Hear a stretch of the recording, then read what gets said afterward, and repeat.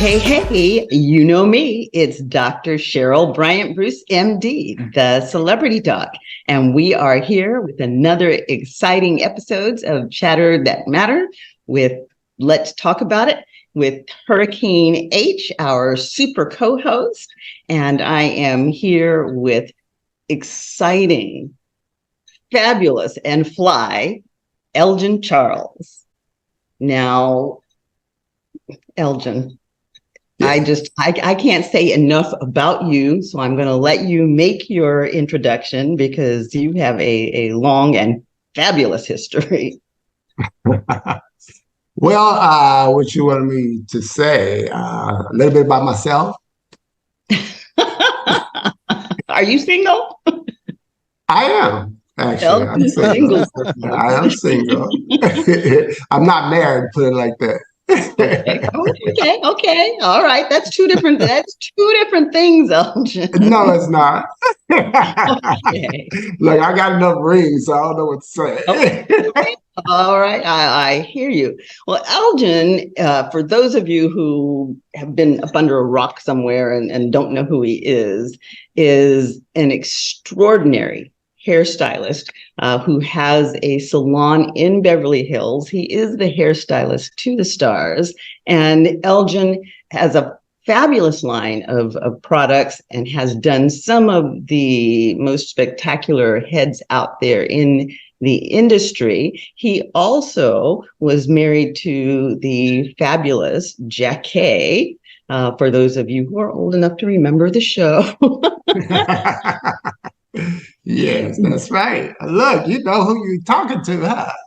All right. Of course I do. And again, you know, Elgin is absolutely fabulous with hair. I came across Elgin probably within the first couple of weeks that I made my way into Beverly Hills. Really? And had my hair done in Texas at the shop of someone who we will not name, but it was a disaster. Had just a major hair disaster and was not thrilled about having anybody up in my head. So I asked around for who was the best in the industry, and one name kept coming up, and it was right in my hood. So I strolled on down and met Elgin. Wow, that's incredible. I didn't know the story. How you really? Coming to the salon. No, you know, you get clients that come in and you're just trying to do your best to make them feel good and make them look good. And sometimes you're so busy, you don't get the back end story. But it's good to know that. And that was like how many years ago? It was a long time ago. Yeah. I've been in Beverly Hills since 1996. You know, actually, that was in probably 2006 when I came. I was over in NoHo for about 6 months. So yeah, that was 2006 transitioning into 2007 when I came by the shop. And I will tell you the honest to God's truth. I must have walked by that window 20 times before I actually came in because I was just so gun shy about intimidating. It was a salon full of a whole lot of Black people. Actually, the citizens used to come and just look through the window like that when we first moved in. They were just like, you know, but that was the favor of God. And it gave me the opportunity to work in Beverly Hills where I felt comfortable. That was part of my dream when I was in beauty school, that I wanted to work in Beverly Hills and I wanted to be like the Black Vidal Sassoon. Who's that baby? This one's Mitzi. This is Hi, Mitzi. They are, well, now the other one's here too. These are our minor show hosts. They run the place.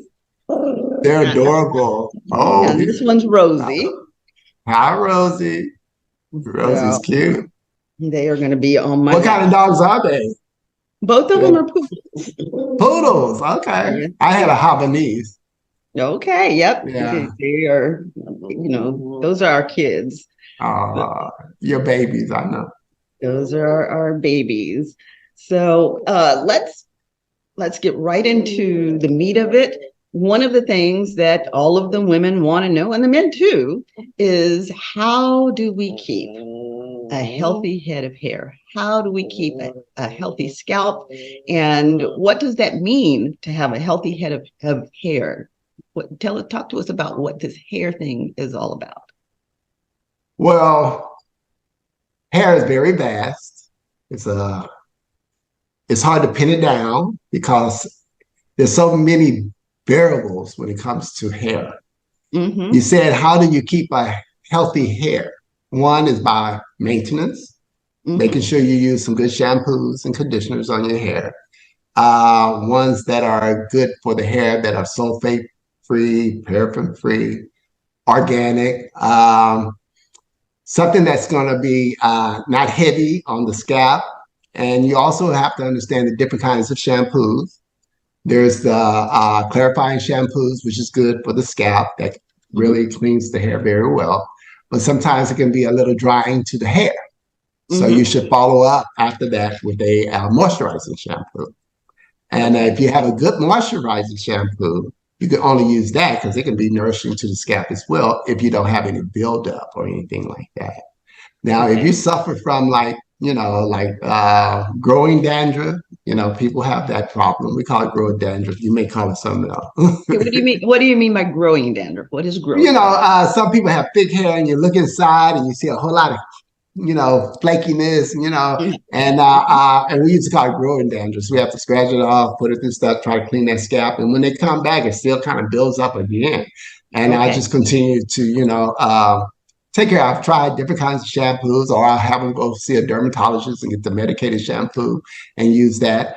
But that's a serious, more severe problem. But the hair, the scalp, we have natural sebaceous glands that secrete sebum, and that's our natural oils for the hair and the scalp. So you want to make sure that the follicle is clean so that it can secrete those the serum throughout the hair. Now let's talk about that a little bit, Elgin, because back in the day, I mean, one of the first things that you did, you got your hair washed, and the first thing that your mama did was to slap a bunch of grease up on that scalp. Was that healthy for the scalp? Well, I digress a little bit about this because, some of our history of doing things worked, But from a professional point of view, and I would say that it did not help because it clogged the pores in the hair, in the scalp. And then you couldn't get the moisture in, you couldn't get it out, and it's clogged. But it gave it an appearance of healthiness because of the oiliness.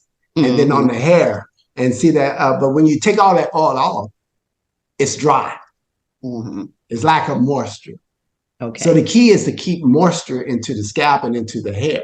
And that comes from great products. But then we came through a period where everybody was into the essential oils, and those are different, a little different than the heavy oils. And I got into them a little bit and tried to understand them more. And when the women decided to go natural, they was using a lot of that to put on their hair to kind of help maintain it because it is heavy. And you can use it to kind of control the hair and stuff like that. But there's a fine line between it because most of the times when they're using all those products, they still say my hair, for 2 days it's good and then it's just dry and I don't know what to do with it. So it could be a problem because you're just trying to get the hair to absorb the moisture. And ethnic hair or black hair is different. The difference is that our follicle is flat. The hair that grows out of our follicle is flat. It only has two sides to it. Asian hair is round all the way around. That's why it shines so much. Okay. And then in between the flat and the straight hair, the round structure of the hair shaft, you have triangular, you have in between triangular, you have all these different things, and that constitutes for the curliness of a pattern of a person's head. And so black hair is growing out like this, real coily. That's why it can be down here and you stretch it and it can still be up here because it just turned into. And sometimes the hair can get down inside underneath and cause like a blackhead or a clogged sebaceous gland. And then you have a bump. Have you seen that before? I have seen that before, and I will take this moment, because this is a health show, to say when you get that bump, don't go digging in that puppy with a dirty pin. You will end up with an infection, and it can be bad. So, so what do you suggest? Okay, well, what I suggest is if you have the proper tools, which you can purchase those, where you can gently lift that hair up out of that okay, that's cool. out of that sebaceous gland, but it needs to be sterilized, particularly because it's on your head. Most of the time, you can't see your head real well, and you can end up doing a lot of damage. So it's better to have someone else, like a professional. Thank you. Handle that situation for you. So don't go digging after those blackheads. And I mean, they're the same with blackheads on your face or anywhere else in your body. You're going to set up an infection. But this is like an ingrown hair.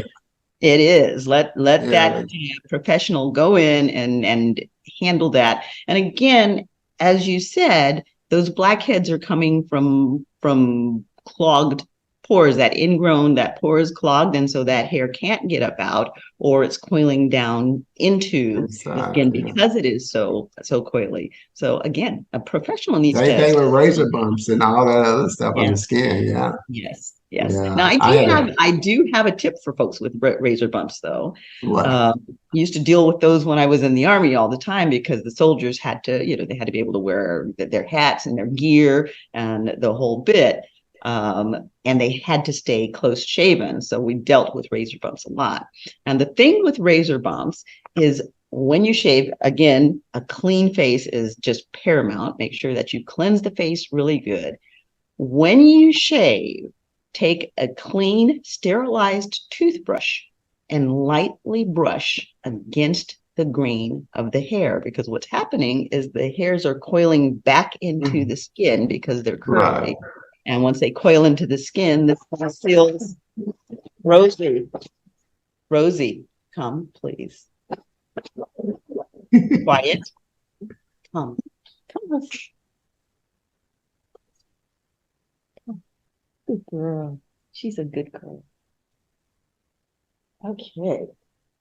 She's protecting the house because we live at the end of the hall. And so everybody that goes out, it actually sounds like they're coming into our apartment. Oh, okay. So she's like, I've got to protect against the intruders. So anyway, I was saying that you take that toothbrush and you lightly brush that hair up out of the skin, and continue to do that for a day or so, because it will have a tendency to kind of want to curl back in. But each time that you do that shave, make sure that you brush it out so that it's when it does curl, it's above the skin and doesn't break back in, and that will help to. That's a good tip. Yeah, I like that. Yeah. Mm-hmm. Well, that's good. So anyway, let me talk about. People always ask me, how can I get my hair to grow? All right. Mm-hmm. And that has been a problem, because they say it doesn't grow. And I'm like, look, the hair grows an average of a half an inch a month. Okay. And if it does that, and you see your roots, if you have roots, you do color job, you see the roots coming in. So you can't say the hair is not growing. I mean, come on. Stop talking about me, Elgin.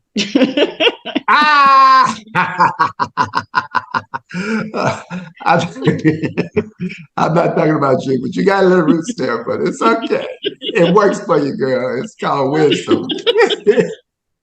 But the problem is that the hair is chipping away at the ends, and you cut it, and then it still has a tendency to do that because it can be dry.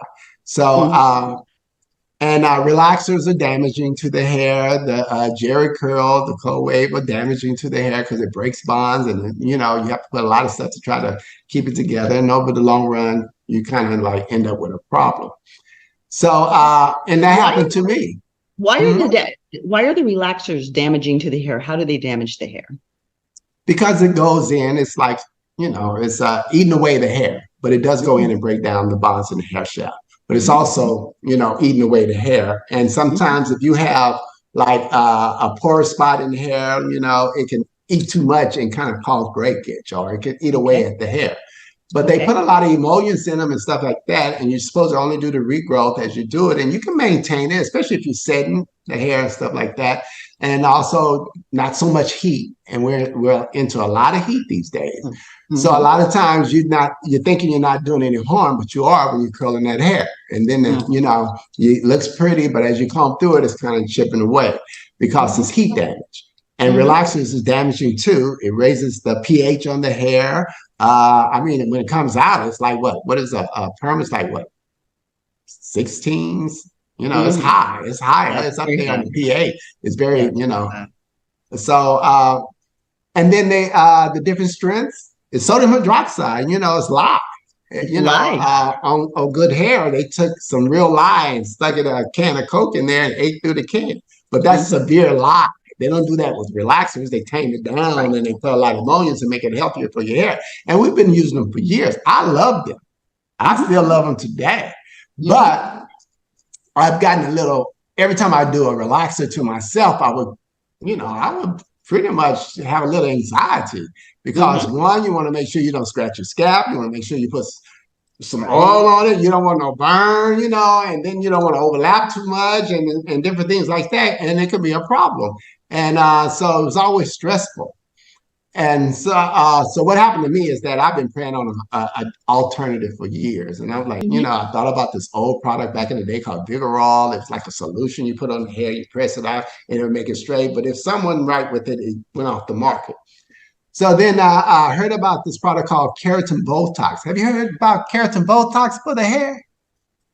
Not until you told me about it. So give us the skinny. You mean you haven't heard about Keratin Botox? You are getting ready to inform us, educate us, and definitely you will entertain us. I will entertain you. They call it edutain. Edutain on the fly here, because I do because we've spoken. I do know a little bit about this. And it's exciting. I was really impressed as I've given up the relaxer. And I was really kind of excited to hear about this. I probably won't be going back to straight anytime soon, but if I do, I want to know that there is a product like this that I can go to instead of messing with those relaxers, because damage, you've been there, Oh yeah, of course. Well, think about this product. It's really in the category of a conditioner. It's not considered a harsh chemical like relaxers or the keratin protein or the they have a thio relaxer too. Rust has one or something like that. It's very dry, and those they change the bonds in the hair shaft. They alter them. This product does not do that. It does not change the bonds in the hair shaft. So the hair stays the same, but it melts into the hair and it tames it. That's why they call it Botox. It's a play of words. When you get Botox, it lasts for like 6 months and you got to go get it again because the muscles start moving again. And next thing you know, you're back to priming and stuff. Well, the keratin Botox is just like that. It goes on the hair and it tames it. And the thing about it loves heat. And we use a lot of heat on hair. So when you put that heat on it, it loves it. It absorbs it and it goes into the hair and it coats it. And I tell you, I had a girl come in today. She bought 2 bottles of keratin Botox for her stylist in the salon, as well as one for herself. And I got a video. Tell me what's going on, why you like it so much. And her thing was, it stays straight, but when you wash it, you have your natural texture, but it's softer. And when you press it out, yes, it kind of softens it. And if you understand how to work it, you can even get it to where you start having loose curls and stuff, but the hair is still healthy. And it's not like damage from thermal irons. Thermal irons, you can do it so much, break the bonds, and it'll be lean. It's not like that. It's still healthy and it's strong. And you see the length. You wear it for 3 months and you see 1.5 inches of hair. And so immediately your hair is growing and it feels good and it's healthy and got body and the weight is there. I tell you, I mean, God sent it to me. Okay. And I played with it. And then it's simple because you shampoo the hair twice, put the product on the hair all the way through, put a plastic bag on the head, sit around for like 25, 30 minutes. If you want to, you can go in the dryer for 25, 30 minutes. Come back, rinse it out really good, put in a hair repair mask, let it set for like 10, 15 minutes, rinse it out, and just start blow drying and styling your hair. And then start flat ironing. And when the heat hits it. So we're looking at your hair is absolutely beautiful right now. Thank you. Is this a perm or is this the Botox keratin? I have a keratin Botox. I was a perm for 30-something years. Well, since I was 13. And the last year and a half, I've been wearing the keratin Botox. Okay. And when I press out my hair, it stays straight. It doesn't revert back and it has weight to it. Normally with a relaxer, it starts drying out on the ends and I have to put, moisture and then I have to wash it more often. I haven't washed my hair since last Monday. So it's been a week and a half since I washed my hair. And I still have weight. I still have body through it, It still feels good. I wrap it at night and get up and just calm it down. I haven't put heat in it since I washed it. I haven't put any heat in it. And so you washed it and you just put the heat in that once to straighten it up. I blew it out and I flat ironed it, and I haven't touched it with heat since.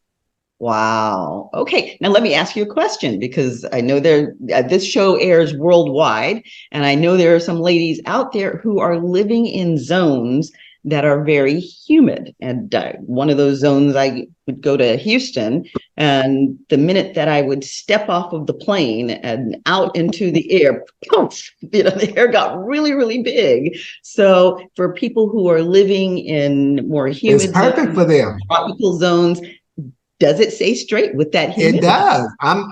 My hair stays straight. I go on a yacht, hang out, and and I see other people putting their hair in ponytails because it's starting to swell. Mine is still straight. Think about it. It seals the cuticle. If the cuticle is sealed, moisture can't get in there to cause the hair to revert back.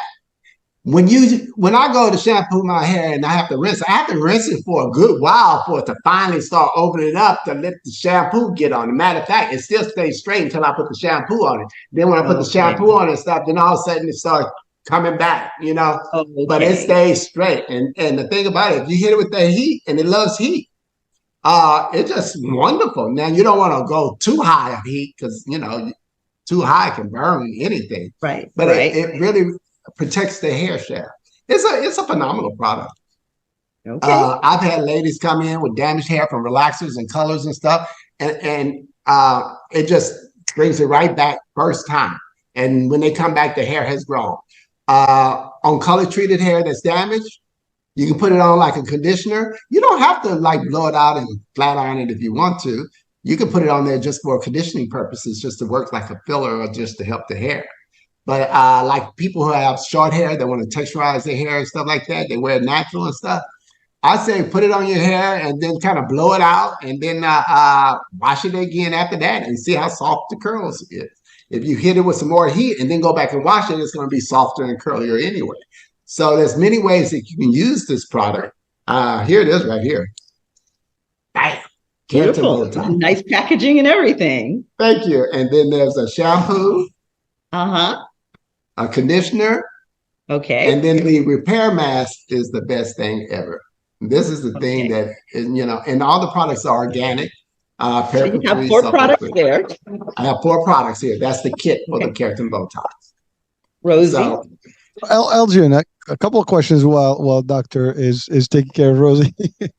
So that's your brand, or it's my brand. It's okay, great. So thank you for that. Called Elgin Charles Beverly Hills. All right. Well, it's funny because I'm listening to you and Doctor's asking these questions. I just came from Dubai, and we were actually at the Middle East Expo, like the Beauty Expo, and they had a whole section which was all about hair beauty, and there were artists from all over the world that they were doing demos and things, and they did all kind of work there. That was awesome. Yeah, I wish I had been there. They have them every year, so next year maybe that will be trust me, they'll love to have you there. And they have people from Brazil. They have all the different new stuff. By the way, I did see the Botox that you mentioned, the keratin Botox. Yeah. But they're promoting it. Obviously, it's a newer thing, so people are getting excited about it. It's a new thing that's out. It's a new thing, and it's a product, a chemical conditioner that is made. And I was like a little leery about putting the keratin Botox on the package, but that's what it is. You have the keratin treatment, which has formaldehyde and all that stuff in it, which was horrible. People were getting sick from breathing it, and it was just on ethnic hair. It would make it too straight, and hair just break just like that on the regrowth, you see. And then this product came, and this product here is organic. It doesn't have those harsh chemicals in it, and it does something to the hair. So it gives the professional a way to work it, to tame it the way they want to without over processing the hair. And so yeah, it has hit the market, and but I'm bringing it out to the ethnic community as well, because I don't know if they're using it on ethnic, because they can use it on any kind of hair, any wavy hair, any kind. It works on any kind of hair. But for a silk press, it's the bomb. And I don't know any other companies out here in America that is promoting that line or came out with that line, but I'm sure they're going to catch on. But I caught on, and it came to me, and I'm selling it like crazy to people because it is really a great product, and it works. I tell you, it sold me, and I got it on my head. So I got to be comfortable to put it on my head because I don't want to. I'm holding on to mine. You know what I mean? I'm holding on to a beautiful full head of hair. How does that happen? Because you're not an old guy, but you're not a spring chicken either. But not a spring chicken. Yeah, I mean, you're not a 20-year-old, and you have got a head a lot of 20-year-olds would be jealous of. So how does that jealous? Okay. Jealous. I got short hair. Yeah. Yeah, you keep it short. I bet you when you were young, it was beautiful, huh? Oh, yeah, I had a curly. I'm from North Africa, so it's pretty curly as it gets. Yeah, okay. My son is all curled up, so. Yeah, my son got beautiful head of hair too. Hey, you just have to watch them till they get about 26. And then if they're going to start losing their hair or not. Around 26, 27, that's when a man starts having problems, if you're going to have problems with it. But I would say that while you're young, use the proper shampoos and conditioner. Don't wear a whole lot of hats on your head. Shampoo it. A lot of time men want to take the soap and just put it on their head and body and the whole bit. Like, you can't do that. I think I was fortunate because I started relaxing my hair young, and I had this thing for hair since I was born with this passion for hair. So I was always using stuff on my hair, shampooing it, conditioning it, and I came from the day of Superfly. So we had rollers in our hair. My daddy come in the room like, oh my God. He didn't know what to do with me. But anyway, the keratin Botox is a must. And all these women out there are doing these silk presses and everything. The thing about it is that you can still silk press your hair, but then wash it and wear it natural too. Okay. And so you have the best of both worlds. It's different though, because the roots can come back on you, what I mean, faster, because this part gets more of the keratin Botox. The regrowth is fresh. So when it grows out, that regrowth may try to revert back some, and then the root. Okay. So you might have a little cushion, but the rest of it is straight. I'm just trying to, give you all the pros and cons to it. But I love it. People are coming to me to buy it. And my formulation, I don't know about the other ones, is the bomb. This thing here, they hooked me up. Okay. Doctor, Go ahead, Hurricane. No, before I just one thing. You mentioned something about you washed, about a week and a half. I'm curious because some people wash 3 times a day, once a day. I mean, is that frequency really bad for us? Because, it sounds like you don't have to do it that often to keep your hair really healthy. Are we damaging our hair really by frequent, washes? My answer would be this. If you have Caucasian hair, you're going to have to shampoo it more often because that hair gets soiled very fast. After 2 or 3 days, and they had natural sebum and all that stuff, it can start getting greasy. So you need to shampoo your hair more often, especially fine hair has a tendency to do that.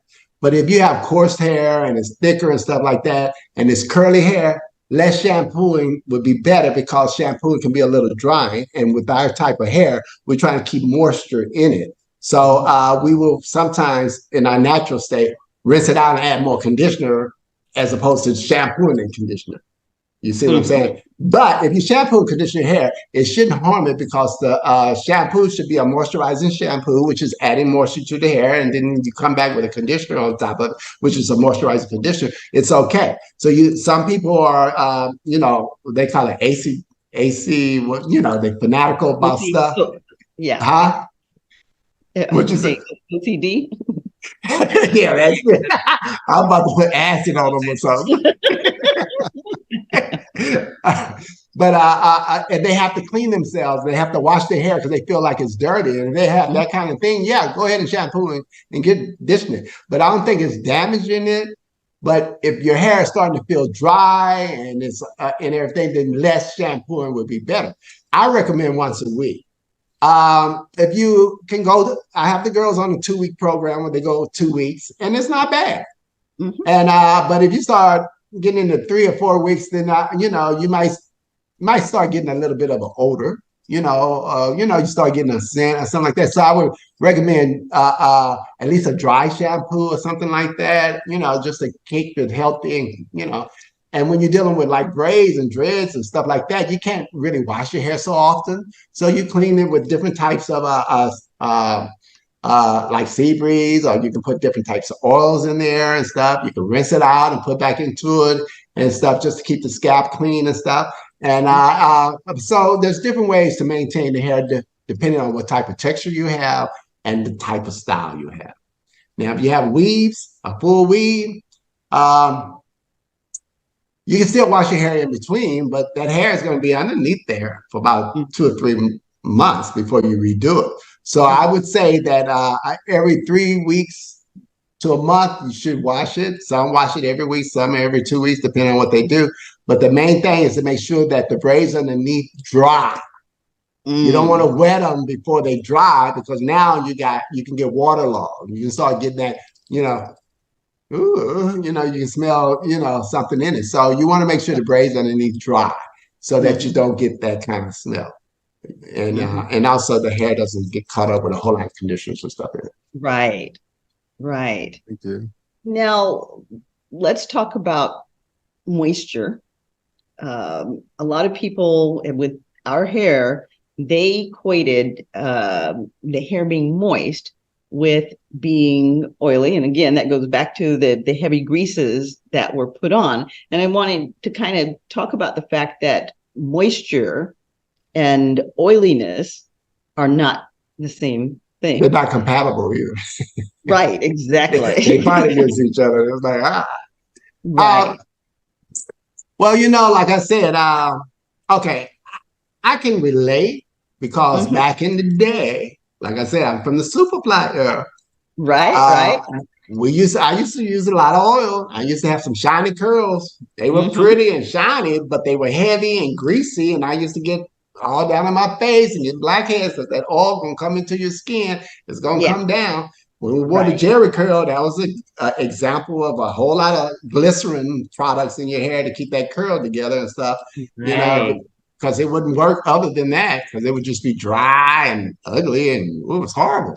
And sometimes it would take almost a month to get the oil back in it. So you didn't wash your hair sometimes for a month with the Jerry curl because you're trying to keep that oil in it. But what's the question? I got lost in the weeds on that one too. No, the question was about moisture, the difference between hair being moisturized and being oiled. I mean, you talked about your product having a lot of moisture in it and the importance of putting that moisture back into the hair. So let's talk. I say oil in the scalp for some women really makes a difference. Okay, but it should be an essential oil, a light oil that penetrates into the skin, just like putting on lotion or some type of oil on your skin and it soaks in and stuff like that. And when it comes to skin and the scalp, is almost per person, because there's eczema. There's all types of different kinds of things that the skin can get from immune system or from, inherited from family genes and stuff like that. And some surfactants irritate that. So oils really work for soothing that scalp and not so much itchiness on the scalp. So, I don't like to deal with a lot of oil, but my clients sometimes like, look, I need you to put some oil on my scalp before you braid it up for this weave. And I'm like, okay, and I'll do it, and all that stuff. Some people, that's part of the process. But if you're doing a weave and you braid it up, it's going to soak it up, and it's not going to be heavy and just be too much. It's not going to be overbearing. So I don't have a problem with it, especially serums to go in the hair on topical and stuff like that, just to keep it kind of moist and stuff. And also it sells products, what I mean? But let's switch gears here for a second, because it's been in the news over the past year. There was the slap heard around the world when Will Smith came up with the slap because of the alopecia areata. Let's talk alopecia. Alopecia is a very serious thing. It's detrimental to men and women, but men go through it way more than women. But there are a lot of women who have gotten it from, weaves and stuff. They call it traction alopecia, where you braid the hair so much and so tight, because back in the day, the tighter, the better it lasts, the longer. And then we used to take it and sew them together at the top, trying to get a closure and that tightness. And some people are not tender-headed, so they like, well, no, it don't hurt. And I'm like, it don't hurt? Okay, I sew it some more. And I've seen my actions of tightening that weave sometimes cause a scar tissue in the hair where it just starts thinning, and sometimes it dries up and dies. The papilla just dies, and without that blood flow and stimulation, there's no hair growth. So yeah, I think that we should be gentle with our hair. We shouldn't overdo it. We should be mindful. We should have a system that works for us. Just like you have a daily care with your skin, your face and stuff, with the hair, the same thing. And I think if it works for you, it's okay. But less is best. And with natural hair, I find that if I just do only moisture, it's not enough. So I need to do more. So a lot of times I leave the conditioner in the hair. I don't rinse it out. That's the first thing, because then it's soaked up. When you got it in the bowl and you got all that conditioner in there, it feels a certain weight and stuff. It feels good. So as long as you don't have a whole lot on the scalp and the hair is doing good, just leave it in there. And that's working. That's like your leave-in conditioner. Then you can come back on top of that and put some serums in it, some kind of oil in it and stuff like that, because the oil will soak up with that. And then you can start twisting it and stuff. And that when you bring out your braids and stuff, you have a nice curl pattern that's not dry and frizzy, So moisture and putting the oil on top of it, mainly when it's dry, it works, because when it's wet, it kind of fights itself. But if you put them under a dryer and you set it with some oil and some setting lotion, then you can get a soft set. Because if you don't put any oil on natural hair, it's going to be hard and dry. And then the next day going to be even worse. So oils is important, especially for that. And also short wraps. Sometimes you want to put some moisture or some kind of oil-based product on there to keep it soft and keep the edges down and stuff like that. So these are all topical. They're not just going on the scalp, and they're serums and they're light, like oil sheens and serums, edge control, stuff like that, have a little oil in. Those I like and I'm all right with. And then the nice thing, all in your scalp, if you're getting a weave or if you have a braids or stuff like that, that's cool too. But you don't want to do that if you're wearing your natural hair, because it's going to be too heavy and you're going to have a greasy mess on top of your head. And I want to kick in for all of the sisters out there who are wearing the locks. that is the one exception on the leave-in conditioners. You definitely want to put a nice oil on the hair, but the leave-in conditioners actually enter into the lock. And once they get into that lock, anything that lock absorbs, it literally locks in. So if you put a lot of leave-in conditioner in, it starts to build up inside of the lock, and then you're going to get drying and breakage. So that is the one caveat on natural hair, is that if you are locked, you don't want to leave the conditioner in, but you definitely want to make sure that you get those oils protecting those locks, because otherwise, aside from just looking ashy, the lock also will get dry, and a damaged lock is going to break. Well, it starts off looking dry. You're trying to make it look shiny and beautiful by, doing that stuff and put the oil and stuff like that. So you have to find, it's all good in the neighborhood. You have to work it all together. Because I have products, I had a product called Posh Stress. Posh meaning luxurious, stress meaning, hair, Posh Stress. And it was like they were able to put a water-based oil product. That was hard. They wouldn't make it anymore. They said it was too difficult to make. Yeah, I was going to say, now, how did that work? It was like almost looked like it was a white creamy substance, and when you put it on, it's like kind of moisturized, but yet you put it in hair, and it just the oil comes through it, and people come and wanted it a lot. But I had a problem with it passing inspection, because that kind of thing was a problem with I guess it was like a breeding ground for bacteria, trying to mix the two. Okay. So one batch they had to discard it and then make another one to pass and stuff like that. It was a very difficult product to make. But the clients loved it. They loved it. And sometimes when you sit on the shelves too long, you can see some of the water come up on top of it. This is like years of sitting on the shelf. So, here's a management question for products, that just kind of raised in my head. Is it better for our hair care products, oils aside, but like our conditioner and our shampoo, is it better to keep those in the refrigerator? You got me. It's just a thought that kind of came to my mind. It'd be too cold. You'll be like trying to shake it out of the bottle. I'm not no girl. If it's organic, like really organic, like homeopathic ways. Remember, it got big too, where everybody was taking, some celery and some, and they mixing it together and all that stuff with oil and put it on the head. That I would put in the refrigerator because it can spoil. But regular conditioner and stuff like that, they don't spoil because they have, they make them certain kind of ways. It's and stuff. That's a good question. All right. Yeah. It just kind of popped in there as you were talking about the bacteria in the product. I was like, well, putting in the refrigerator would keep the bacteria down. So I wonder if I should be putting my shampoo and conditioner in the refrigerator. You know what?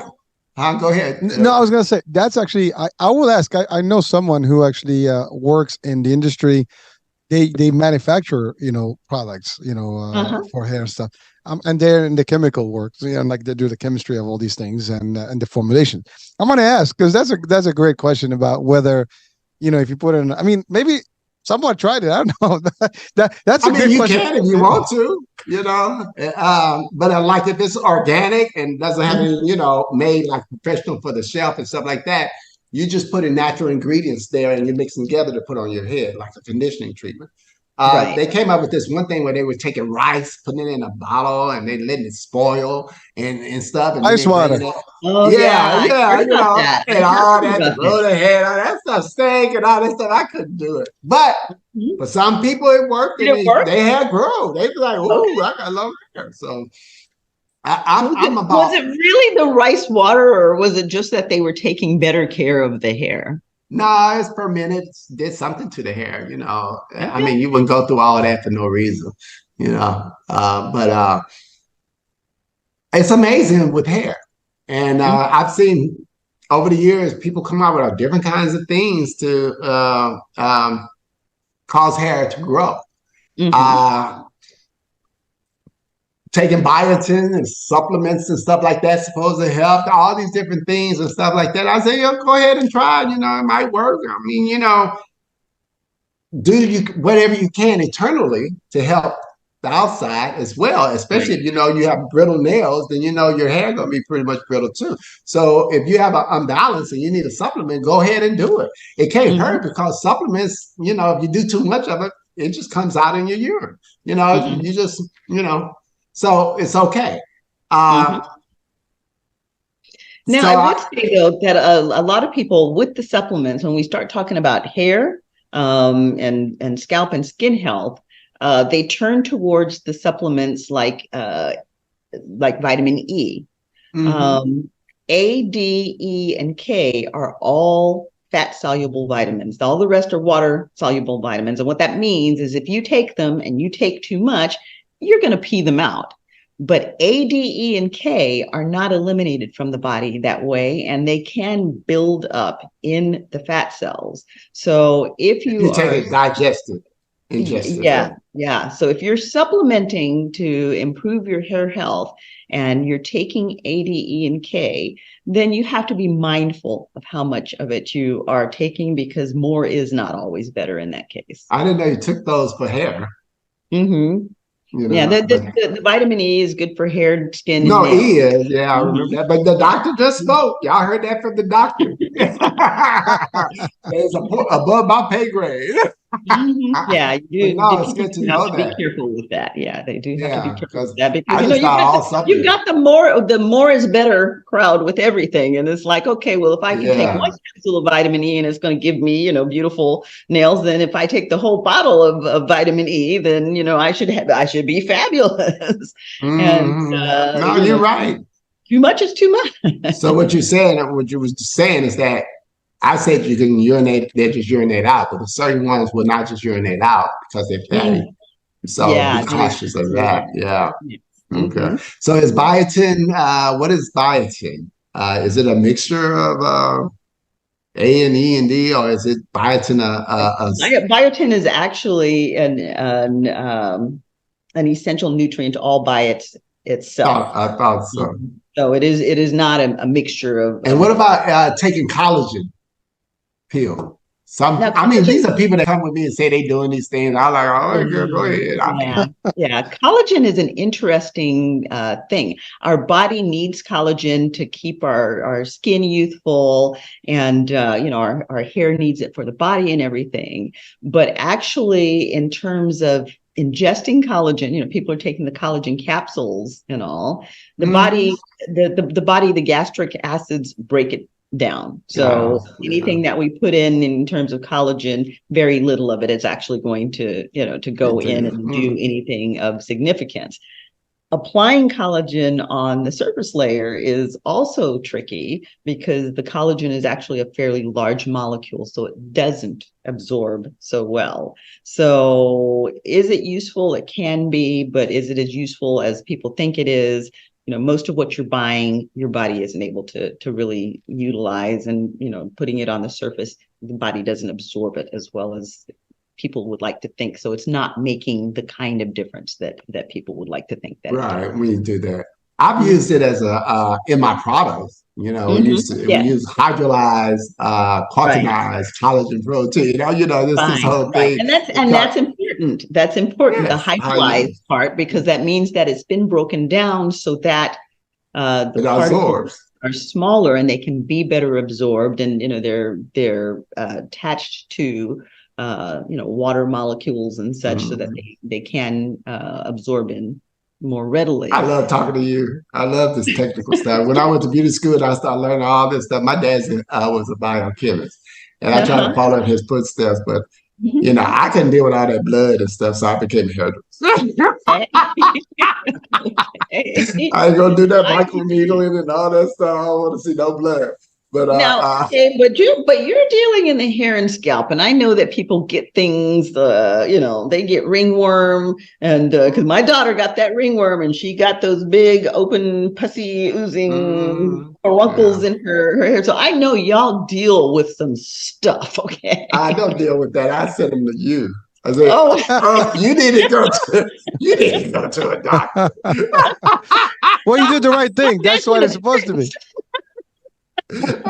Look, I'm already wearing gloves because of COVID. I'm mad. I'm like, but like lice, I deal with lice because, you put the red on it and that, Right. I don't deal with it in the salon. I try to, it's just like, you don't want that in your salon. No. And sometimes hair comes, extension hair, that come from India and stuff like that. You have to look through all that stuff to make sure that, it's all about how they clean stuff.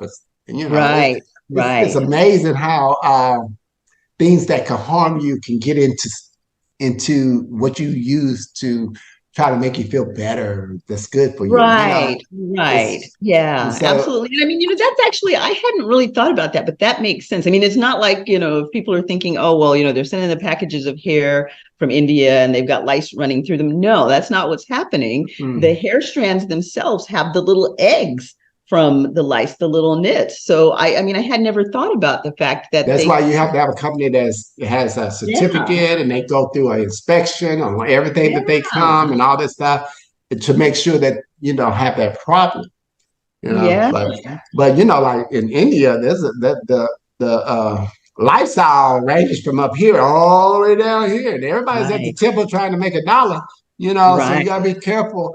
I've been through a whole lot of different situations dealing with vendors and all that stuff over the years. It's not that easy. It sounds easy, but it's always you got to be careful because I've been through some horror stories just dealing with people, and I have to throw the whole thing away because they bait and switch. Send you some good stuff, and then they send you some. You spend a whole lot of money. It's like, well, this is not what I ordered. I tell you, you just got to be savvy in this industry because it's not for weak people. You have to be strong and understand the business, and it's constantly changing. It's evolving. Right. So you have to stay on top of the game. But I love it. I love it so much. Now let's be a little bit messy and kiss and tell. You deal with a lot of celebrities, and now trending in the news is Miss Cassie. Have you ever done the hair for Cassie? She came to my salon. Okay. I have a stylist that worked for me who did her hair. I sold her hair. Okay. But Maisha, I said Maisha, she's a sweetie pie. Does her did her hair for many years. I don't know if she's doing it now because they have, but I'm sure they have a relationship somewhat. So yeah, that whole thing with Diddy and her and what came out and then the settlement and all that stuff, you hear rumors in Hollywood all the time. You can't pick up your phone and look at your social media without somebody coming out against Puffy or Diddy. Now, I think it's love now. But I met Diddy in 1996 when Jackie and I was on our honeymoon in St. Bart's. And he came in and we were on the yacht with Denzel, Pauletta, it was Norm Nixon and Debbie Allen. And they were doing their cruise and stuff. And we were there on our honeymoon and we hung out. And that's when I first met Diddy. Puff Daddy at the time. He was a young kid. He had to be like early 20s. Okay. And he was flamboyant and he was talking about how he's going to make his money and that he's already this, that, and the other and stuff like that. So, and I looked at him and I said, okay, he's cool. I met his mom one time in New York when we used to hang out and stuff. And I know he was a hard worker and he really learned the business. And then I found out that Clive Davis is the one that mentored him. Okay. And I didn't know that. Yeah, he kind of taught him about the whole industry, is how to get the publishing rights, all these different things and stuff. He learned a lot from him. So I don't know too much, but I was hanging out with Diddy at Clarence Avon's Celebration of Life with Jackie Avon, and then they did a whole thing, and I saw him there. And he was very clear-eyed, very sober, and he was all about the Lord. He was talking, so he's been working on his inner self. That's what I got from it, that he's been working on himself. Maybe everything that he did when he was young and everything, he's growing, he's changing, and he's trying to, do right because he wants to live. And I know he loves God, but sometimes when you're young and you're hungry and stuff, you can be a little, hard, because it's a hard world we live in. Right. And to be a billionaire, there's going to be some hard decisions, some strong whatever that you're going to have to do. You can't be weak to make that kind of money. Mm-hmm. So I'm praying for the brother, and I love the brother, and I hope that I'm just praying that the world don't tear him down like they try to do a lot of our people that are successful. Right. But what you do in darkness will soon come to light, and I just let it roll like it rolls. I don't judge. I just try to pray and try to hold up. And with Cassie, I think she should be happy now, because I think she probably was due what she got, being that she was there since she was 19. And she had to live with a man that was open in his ways, and she endured. And I'm sure it wasn't easy. So I applaud her for hanging in there. I know Puppy Diddy loves her. He even said it one time on the award show where he was, because he's grown. He's been he's been talking to TD Jakes. We love God. But we can love God and still get into this world and do worldly things. So, and I mean, a lot of people do things in their younger days that they have to grow out of. They learn. I mean, because there were a lot of folks that were a little rough around the edges when they were younger. They've grown into themselves and they've changed. You can't be soft in hip hop. Right. Absolutely. It's all about being hard. Right here, my son is all up in here. I'm like, boy, relax. And we all grow up. We grow up. He's 50 in his 50s now. So, and he got kids. And when you start having kids and kids start growing up, they hold you accountable. So the things you used to do, you don't do anymore, because you don't want your kids to follow your footsteps. So you change, and he has some beautiful kids. So he's a father too. And and the one thing about, me, myself too, just being a man who has grown up in a world that I have a lot of interests. I'm a hairstylist. I'm a black man hairstylist that already, have certain judgments or things that are on it. And then just wanting to get it all and be successful and all that other stuff. And so I know me better than anybody. That's why I wrote my book. By the way, a memoir by Elgin. Anyway, that's where I hold the book up. Show us the cover. I put all my stuff in this Fabulous book. Thank you.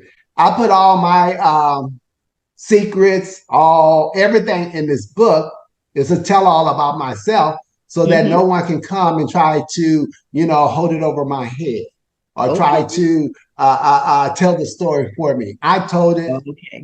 It is what it is. And I'm saved by grace, not by works. I love the Lord, and he has blessed me and gave me favor, and he has utilized me in this industry and put me at the top that I haven't seen other people in my position. And I have opened doors for many of people of color to come in and enjoy Beverly Hills, and all the African-American people can come into Beverly Hills and get their hair done and feel comfortable. And enjoy the environment, because it's a different smell in the air in Beverly Hills. It's just a freshness. I love it. Every day I go to work, it's like palm trees. It's like, Rodeo Drive. It's just glitz and glamour. I love it. It's a blessing to be able to work in Beverly Hills like I have for all these years. So I don't take it lightly.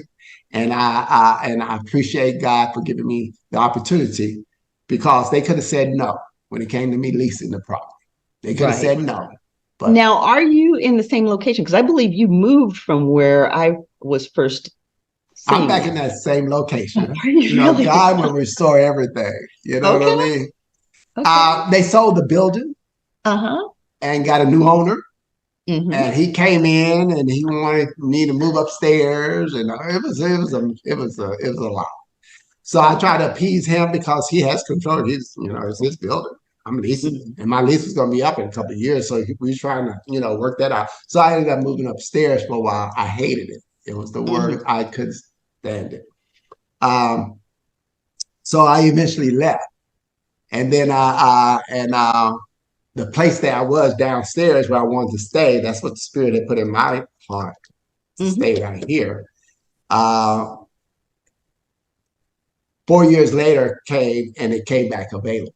Meanwhile, I had opened a place on Charlieville, and then I went to Rodeo Drive and opened up a salon right when COVID hit. Right. And I was there trying to partner with another lady.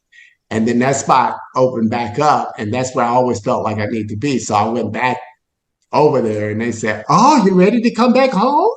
I'm like, "Yeah, we can work a deal," Right. And at that time, see, when God put me there, He didn't put me there, even though He's the owner.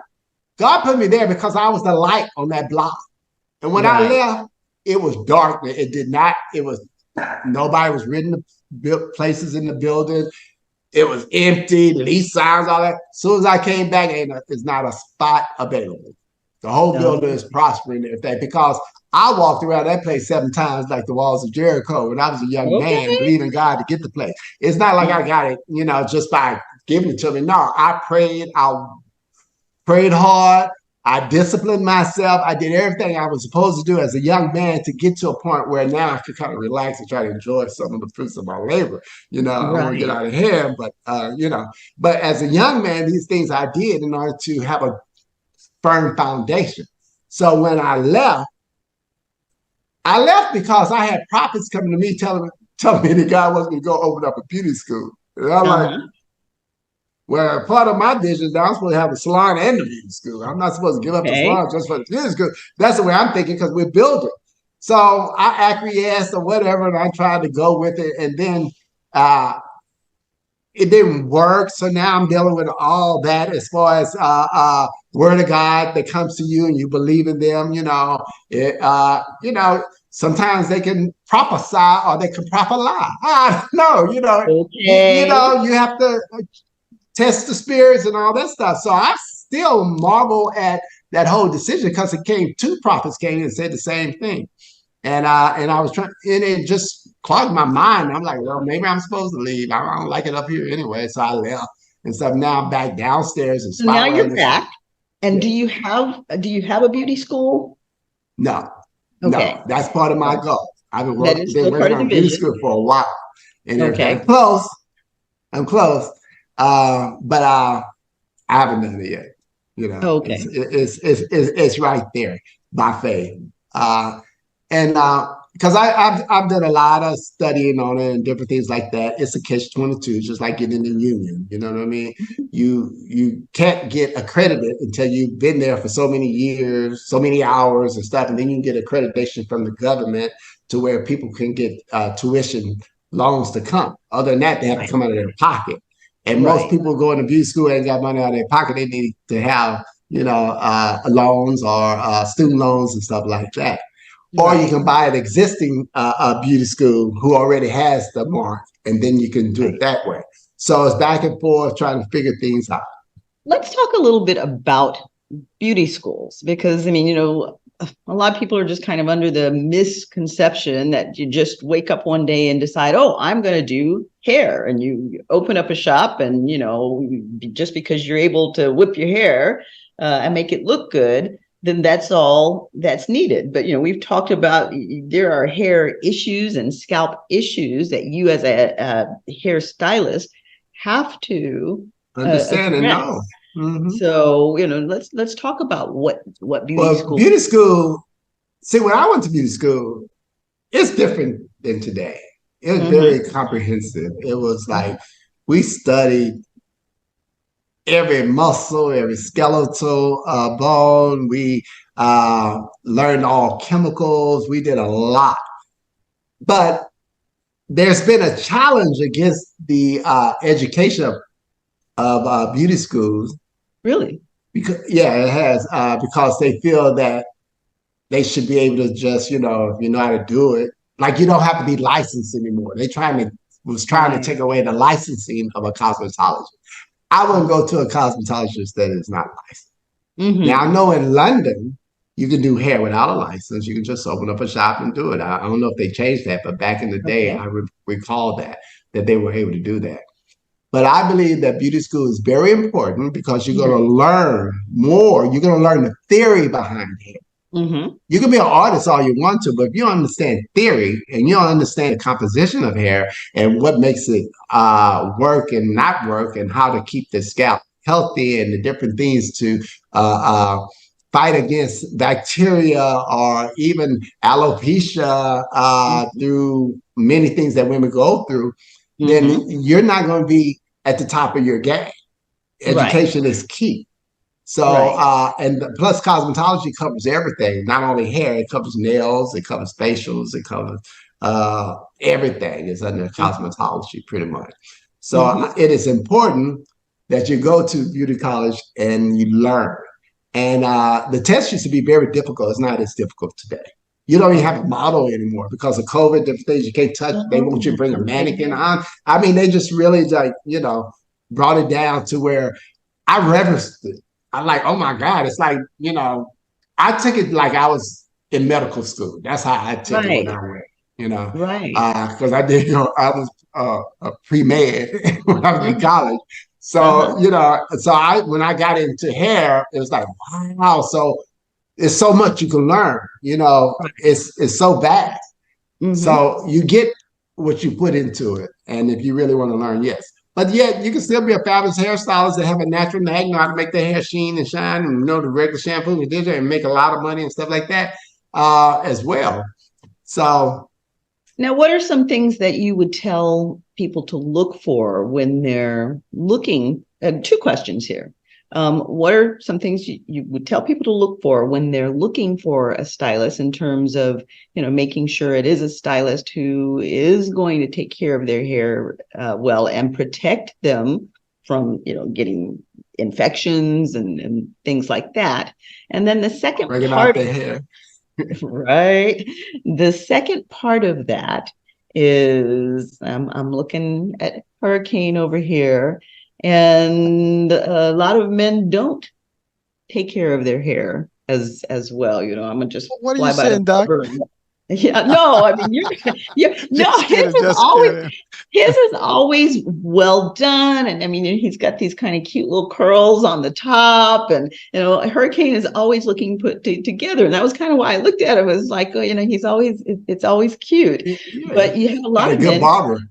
Right. And you have a lot of men who don't really take care of their hair as well.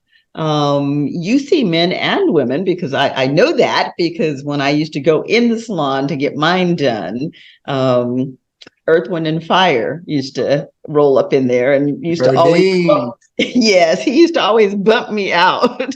I know that, men do come to the salon. What do you say for men to look for as well? Not, I mean. No, it's very important. Men hair care is very important. I mean, these barbers are getting like $250 a haircut.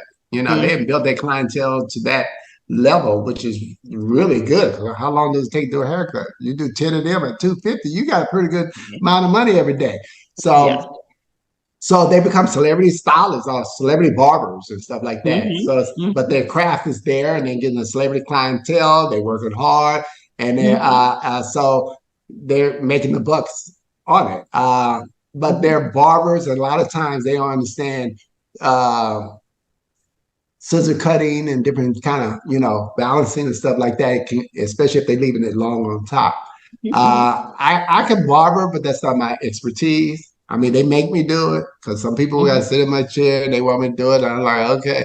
So I sit on down and I get into it. But it's not, I'm not like that barber that they know what, I'm an artist with it.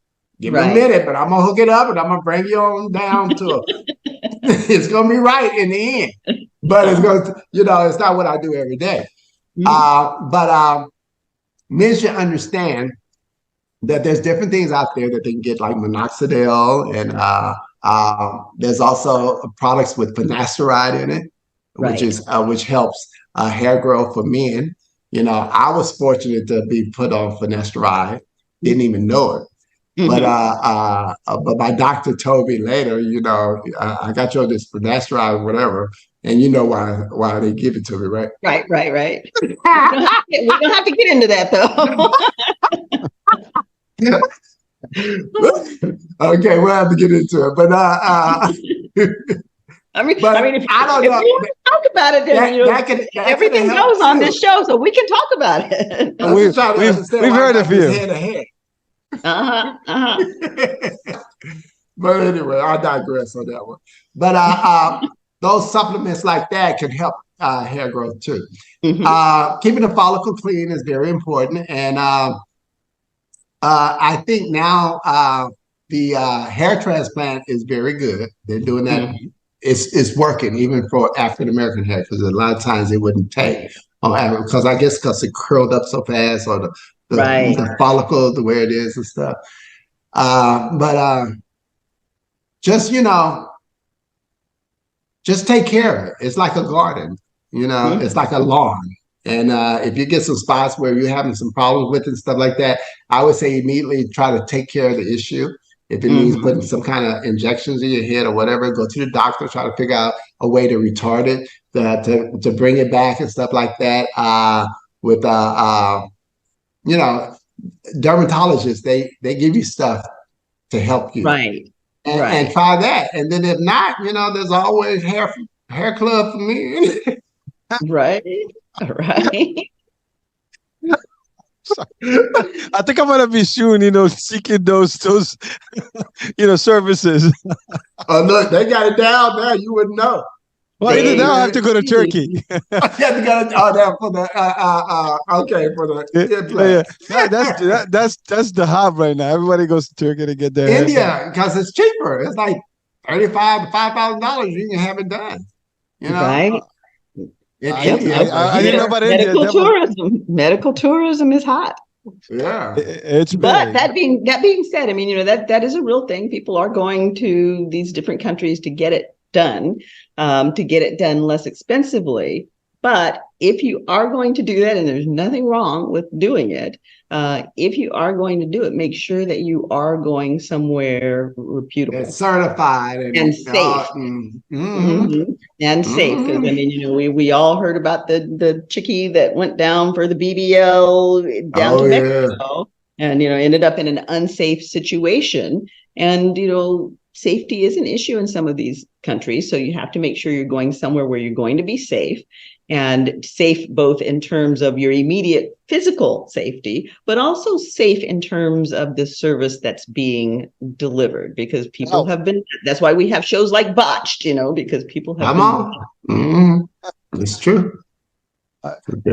Actually, I've had friends who actually did that in Turkey, and the experience was great. I mean, they're good. Supposedly they know what their craft is. They know what they're doing. And they know, and it's working. You see a lot of people with bandages at the airport. So. I know what you did. Like you see a lot of bandages in Beverly Hills. Yeah. You got to go through the process, right? So doctor, question for you and for Elgin. This is about damage. Well, I would call it like coloring the hairs.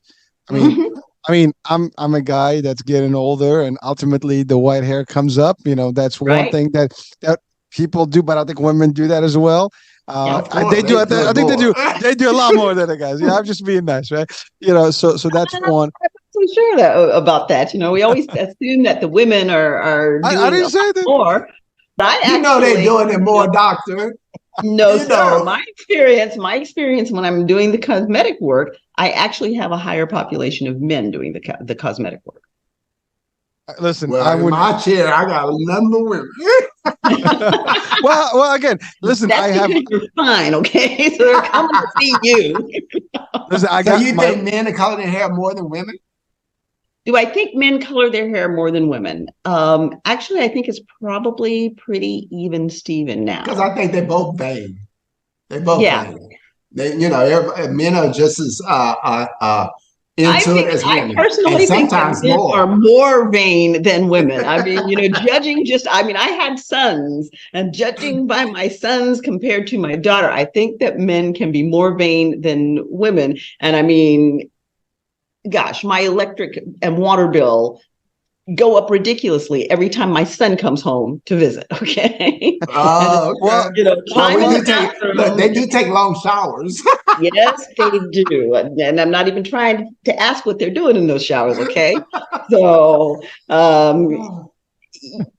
my son spends an inordinate amount of time. He comes into the house, and then the first thing he does is he stops in the mirror and he's primping and looking. So I think that you all are. A young man is definitely going to be into his looks, and he should. Wait. Time out. I think midlife crisis hits. You start getting up there. You actually do that as well. I'm sorry, I've been there, and I think I'm still going through it. So you start looking at things that are not supposed to be there, or they have been losing their effectiveness with their looks. So you start being conscious about your looks. And so what is your question? That's true. I mean, the men come into my office, and one of the things is, women worry about losing that beauty, but men worry about losing the appearance of virility and strength.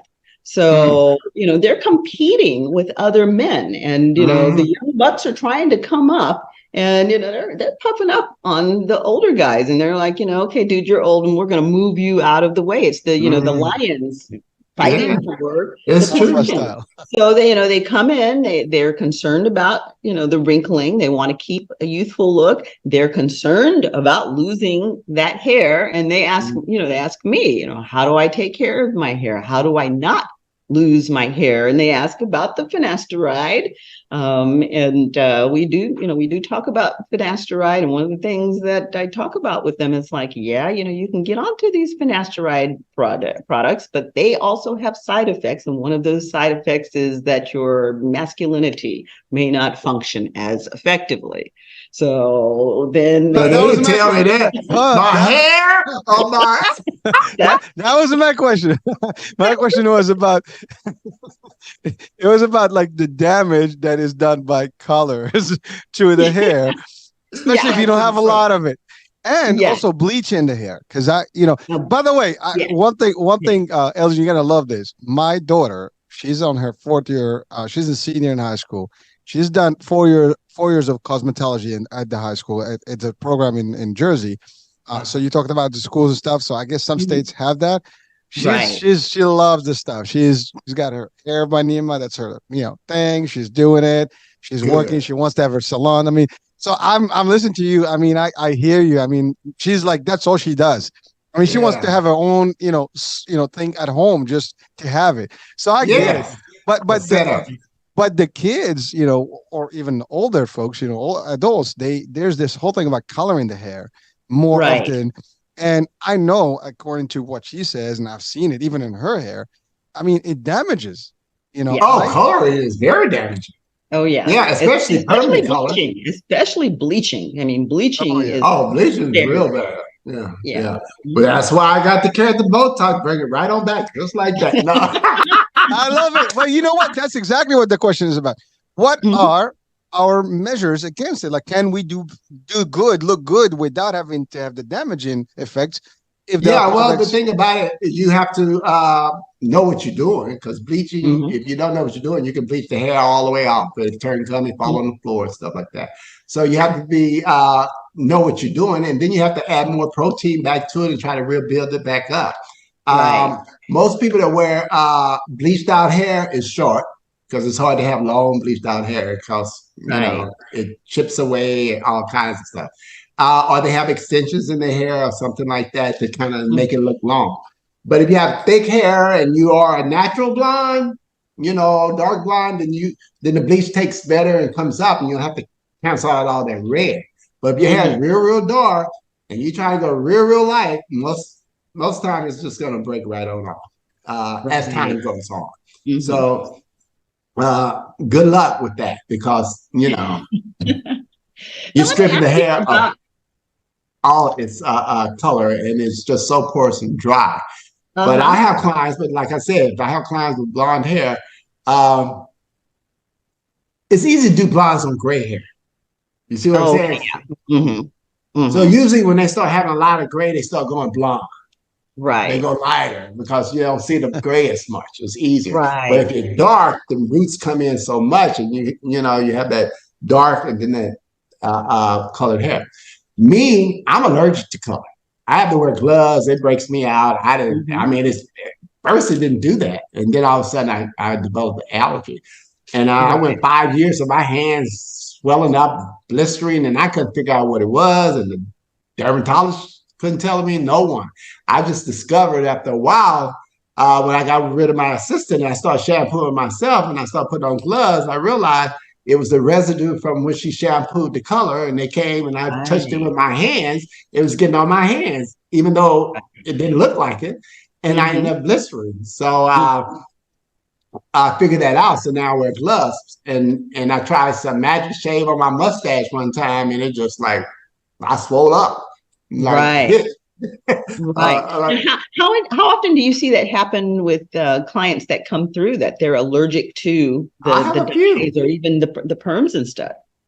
I have clients that are allergic to permanent color or anything that has ammonia and peroxide mix. They're allergic to it. So we have to do more like a cellophane or beautiful brown, that kind of stuff that stains it. I even break out from some of those. You know what I mean? When I get it on my hand, I kind of break out from those. I'm really allergic to color. But now, I remember when cellophanes first came out, they purported that they were healthier than regular coloring. Is that the case? Yeah, because there's no ammonia and peroxide. It's just a coating. It stains the hair. So you put it on there with enough heat, it'll penetrate underneath the cuticle into the cortex, and that becomes more of a permanent color once it penetrates through the cuticle. So I had clients like, I put like, they tell me like, I can't have that on my head because I break out. So I make sure I don't put it on their head. And then I think I've had times when people say, I'll try it. And then they end up at the emergency room trying to get some Benadryl and stuff like that because their hair broke out. I mean, because they swole up. And it was like, when they come back, they look normal. Like, oh, really? And so we know not to use that kind of color. But the thing is to do a patch test. If you never had color, do a patch test, make sure. And then if you don't break out, proceed. Okay. All right. Now, if you do a patch test, what do you do? Have them come in and get a little bit put on and then come back? Come back in 24 hours. They'll tell you when they get home. I mean, mine was instant. By the time I got home, I was scratching. I was like, so yeah, because you get that breakout. So then you don't do that. You don't put the color now, on. what about, it's all the rage now. You see, it used to be the kids, but now you're seeing grown men and women with the pinks and the reds. And, are those damaging to the hair? Well, it's bleach to get it up there. You have to take it to a certain level. But then you're going back with color and you're filling it up and you're making it healthier again because you're putting color back in it. You see? So it kind of helps make it okay. And then, like I said, when we talk about the different strands of hair, like round hair, now Asian hair has a lot of nitrogen and sulfur in it. It's very similar to black hair. That's why when you put a permanent wave on it, it's like that on Asian hair. But Caucasian hair has a lot more carbon and oxygen in it, so it has more moisture. So on Caucasian hair, you can bleach it up and do all that stuff with the reds and blues, and it looks okay. Our hair, we can bleach it up and we can go into the reds and stuff, but usually you put some kind of extension in there to make it even longer and stuff like that because it's just that bleach is hard on the hair. And over time you try to wear it and you put heat on it and stuff like that, it's going to chip away. Just bottom line. So you do the best you can to try to hold on to it. And then if it gets too bad, dye dark and fill it all up and then you start growing it back out. But if you're a natural blonde, have fun. If your hair is strong and got a nice, like if it has some kind of diameter to the hair like this, and there's more of this, it can take bleach and color much better. But our hair that's like this is just flat. And you go in there and bleach it, it's no place to expand. It's just, it's difficult, And I deal with clients. Inquiring minds want to know, are you coloring?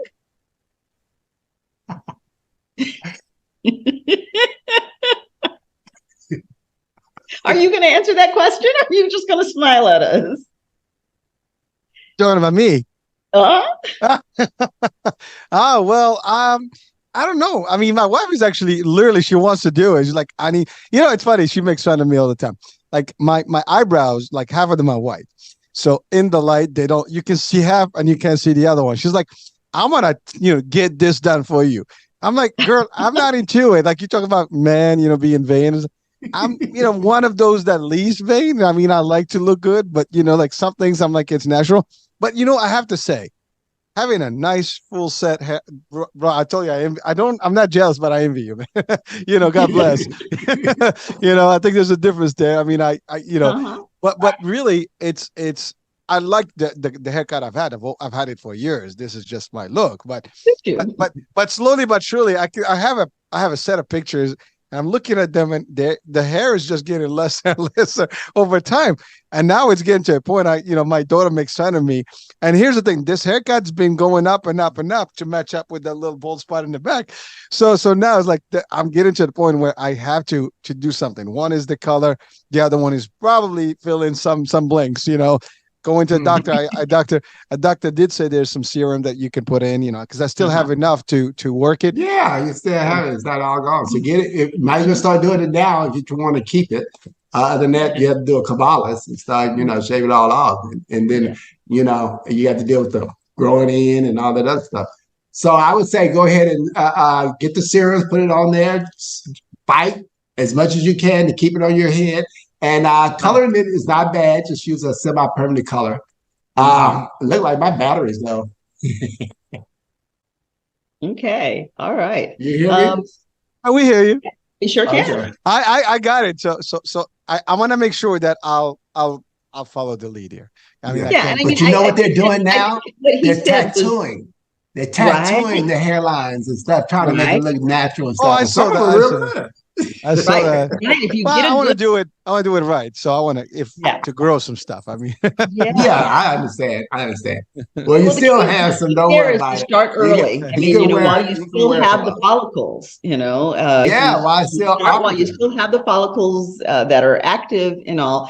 Once you go bald and you lose it, then it's hard to stimulate and to trigger it to come back, and you really are looking at transplants.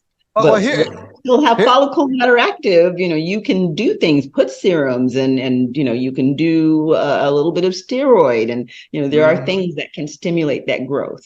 Well, here's the fun thing, right? So, I have it looks bald from the side. That's actually this here. The back of my hair is actually full of hair. This is not where if I actually keep it up, I will be nicely puffed. It's the top that's losing a little bit of a mass. so I try to give the volume up, and so by shaving the sides. So, but that's and by the way, this is all white, so makes nice little charcoal looking, spicy pepper going on. so I put it in flames. It's lit up. So I look at myself like, And by the way, it does take 10 years down. I can guarantee you. This look versus the other one. So with the color, I will gain my 10 years back again. As well. There you go. Well, just try to find a color that is not too dark and not too harsh. And you also have to realize the regrowth. Because if you have a lot of white, within a week, you're going to see this white under I don't know what to call it. It will come up quick. This underglow, white underglow. That's just the light, baby. But then that you keep your hair so short, it should be a problem. Just put it on the top and shave the back. And also, you can even try different kind of sprays that cover the hair. And it'll be more temporary. Wash it out every day and you kind of spray it in and stuff like that. And you don't have to do a full color or in between the color. You can do that. Listen, I have no choice. Yeah, the wife is on my case. So this show is definitely making the seal, and she wins. I was talking to Elgin earlier, and I was saying that I actually do have a product that will return color of your hair. It's a stem cell peptide and growth factor product, and it entails microneedling to introduce it to the scalp, but it actually does restore color to the hair, and it actually growth. re-stimulates the growth. So if you have areas, again, you have to have areas where the follicles are still alive and active. But if it's thinning, we can apply the serum and do the microneedling process, and it will actually stimulate the hair to grow back in. I'm gonna have few clients for you. Okay. I got a whole bunch of us, in same age range that are having difficulties now. Talking about midlife crisis, that's the only problem. Like, I can deal with the wrinkles, that's just, it's cool. But the hair thing it messes up a little bit. Mm-hmm. Yeah. It's hard. It really is. It's a difficult thing. True story. I go to my barber and I tell him, "You're my youth guy. You take 10 years of my life every time. you take me back in time." Like, I walk in with some nice light, and then I go in, I go dark. Then he's doing his job. He's doing his job. Now, let's ask you a question about that, because that is a concern, because, the population right now looks like a mushroom. And the cap of that mushroom, the bulk of the population, is an aging population, midlifers and above. Yeah, because we're living longer. We do have all of those concerns and questions about, graying and what's going to make us look older, or, what can we do to look younger. And one of the questions that comes up, particularly amongst women, is, does it take more age off of me if I take my color lighter or if I go darker? What is your opinion on that? Well, the way it is said to us is that the older you go, the lighter you go with your hair, and the shorter you go. Mm-hmm. Me doing extensions and all that stuff, I said, not necessary. It's all the way down to my behind now.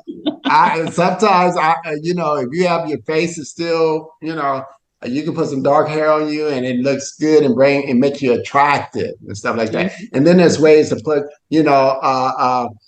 ombre and different things like that to try to bring color and stuff like that. But you don't have to necessarily go blonde or go lighter and cut your hair off short.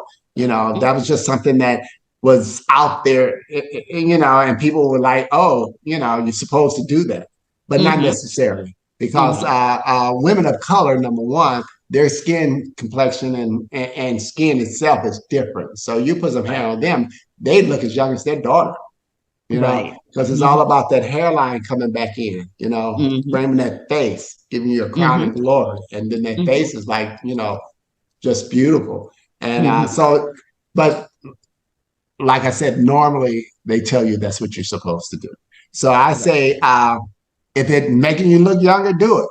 But if you find like you look older and it's not really helping, then, bring your youth back and keep your look. As long as you keep that youthful look, and people still see you from when you were in high school or college or stuff like that, and you still got that appearance on you, then you're winning. But if they come and you look like, whoa, what happened to you? Right. So, my heroine right now is Martha Stewart. Martha Stewart is 9 gazillion years old. And she's just her and Dolly Parton, they're fabulous. Yes, they're fabulous. Yeah, they are fabulous. And Martha was just on the cover of Sports Illustrated, and folks were throwing rocks and saying, "Yeah, but she's had work and she's got this and she's got that." I'm like, and she still looks fabulous. Okay, so whatever you need to do to make yourself look and feel fabulous, that's what you need to do. I mean, I'm not mad at you. If you got to get a little nip tuck, if you got to get a little color, whatever you need to do to make yourself look fabulous. You need to stick a little weave up in that hair. Hey, it's yours if you bought it, So whatever you need to do to look fabulous, go for it. Feel good. I agree. I mean, this is the part, talking about health and wellness and glamour and stuff. Beauty is part of us, right? Everybody needs to look, as great as they want, and by the way, I think it's also, it's got talking about, this is a health channel primarily. I think we lost Elgin. I think we lost Elgin. Yeah, we did. There for a second. Yeah. Well, so one thing, doctor, is that this is also playing on the mental status, mental state of things and the physical things. Because if you look and I'm not seeing what I used to see, it affects your mind. And that can affect your body. Then you let everything go, and then it just it's downhill from there. That's the way it is. It's not an. There he is. There, he is back. While you're gone, we were just talking about the mental, aspect of when we lose, our appearances, right? Because it starts affecting the way you think about yourself, your own, self-image affects your mind. Oh yeah, and then affects your body because now, like, I'm too old, I'm crappy, I'm not feeling good. Then you start like just dropping the ball and everything, and it gets worse. And we don't want that. Yeah. You can't be still. You got to keep working. You got to work out. You got to keep it going, because if you don't, gravity is no joke. Ooh, it's not a friendly. It's not a friendly. It's not your friend. It is not your friend. It's trying to take you back to the dirt. That's right. That's right. And that really is important, that you stay vital as long as you can. I mean, think about it. We're all working so hard and we just can't wait until we hit retirement. But what happens when we hit retirement? Some people hit retirement and they stay vital and active, and they're busy in the community and they're doing this and they're doing that. And then some people hit retirement and they're like, oh, I'm just going to relax. I'm going to sit on the couch and I'm going to do nothing. And they're dead within 5 years. They've lost that vitality. Everything goes to gravity and then you go to ground. So it is important to stay vital and to take care of yourself as best you can. And if you want to maintain the appearance of healthy longevity, it's a process. You have to work at it. You have to, pay your dues. You have to go in and get that hair whipped on a regular basis if it's going to stay in your head and looking good. And, as we age, that's a time when we may need to invest a little more into going to see the Elgin Charleses of the world, because we can't necessarily take care of it in the same way that we did in our more youthful days. And I mean, you talked about the moisture. That's the time when we may need to invest a little bit more money into a fine product like yours that has more moisture in it to keep that hair from drying out, because, hair and everything else dries out as you age. So you've got to put that moisture back in. So, again, tell us again about the products. And the products are wonderful. It's a shampoo, conditioner, and a repair mask, as well as the keratin Botox, which is the miracle product that I love so much. And it really works with your pH in your body, and it really helps stimulate hair growth. And it moisturizes scalp, so you don't get a lot of dandruff and stuff like that. And it's just a well-rounded product that is really well made. Manufacturing of the product where you have it done is very important too. So you want to find a good company, and my company is really outstanding. Back to one of the things we were talking about as far as aging, I find out that diet is very important as well, and everything through moderation. And when you're getting older, you have to make sure you take care of all of the categories. One is eating right, grooming yourself, exercise. Don't have to be a lot of exercise, but you have to be, consistent with it. Keep the body moving and stuff. Keep yourself mobile. I've been on my feet for so long, I ended up with a hip replacement. Do you believe that? I've had two. Oh, well, good one. Good, yeah, girl, we're right there. No joke. But, it's like, but thank God for science and stuff like that they can put you back together and get on out there and keep on going.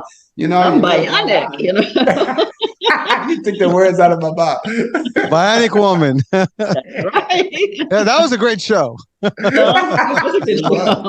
my favorite shows right there. I know. But that's the key to making sure your appearance is together and stuff like that. Mm-hmm. And so there's a lot of things. If we're not in Beverly Hills, how do we get your product? Oh, you can go on to elgincharles.com and get it. You can go to any of the social media and put in Elgin Charles, and it'll direct you right to my website. My book you can get at elgincharles.com, but also at Barnes & Noble and Amazon. You can get it there as well. And the link to my YouTube is EC Beverly Hills. And all of my social media is just Elgin Charles. Okay. All right. Oh, yeah, I'm gonna promote the hell out of that thing. Yeah. I said we're gonna promote it. Listen, I love this stuff. I mean, my wife and I, we do have some, like we do the argan oil, the Moroccan oil. So we argan oil, yeah. So we do that. So we're into that. You guys need to connect and promote each other, because you guys both have great products going. So let's support everybody. And it's not here yet, but I have a product coming out, skincare product. Yay! I'm very excited about it. Actually, not only does it make the skin look good, but it actually improves the health of the skin. So good. I love it. I know you're excited about it. We gotta talk. Yes, we do. Yes, we do. Yeah. Well, I love good skincare products because they're very important. And I have a T-zone areas in here. And a lot of times it's coming to the products that we use. And, we used to use a lot of silicone-based products. We're not doing that enough anymore. But they were real popular. And you're doing the hair, you touch your face and stuff. And I was getting like chapped up in there. So I had to find certain kind of products that wouldn't irritate that zone. And so I'm not going to say what kind of products I use, because it's not important. We're not doing that. But good products are important. So I would love to check out your products when they come. And it will be great. All right. Excellent. So again, you can get the book and you can get the products on the website. The website we'll have the links, we'll have the social media links, everything will be posted with the show, as we always do.